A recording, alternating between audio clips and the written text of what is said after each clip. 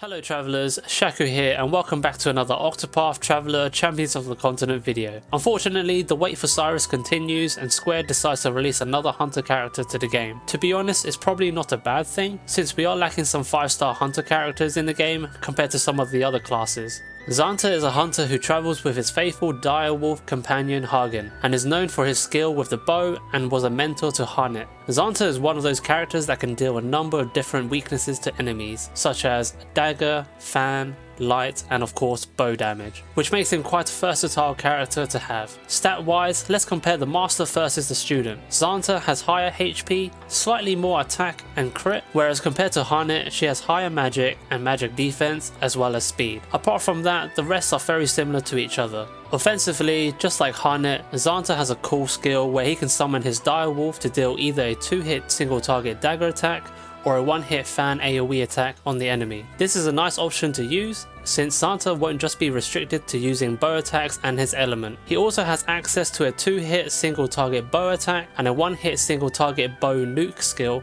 with a potency of 230. Along with these skills, he also has a 3-hit and a 5-hit bow attack where they both hit random targets, with the 5-hit only accessible at 5 stars. Both of these can be great for bossing situations. For Xanta's magic abilities, he has a 1-hit light AoE, and later at 5 stars he has another 1-hit light AoE attack that can have a medium chance to blind his enemies for 2 turns. Defensively, Xanta only has a self regen for 3 to 6 turns depending on the boost level when using this skill, and it has a potency of 140, which is pretty nice in my opinion, but if you already have a healer in the party to do the job, then you can probably slot another skill instead. And for utility, Xanta has a self buff where he gives himself 15% attack and crit up, which lasts for 3 to 6 turns depending on the boost level when using this skill.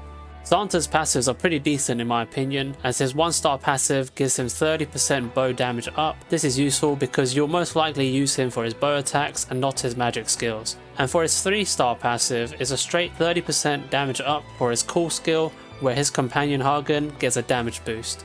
Well, is he worth pulling for? In my opinion, he is a decent bow character that can definitely deal some high bow damage and is quite versatile with his kit.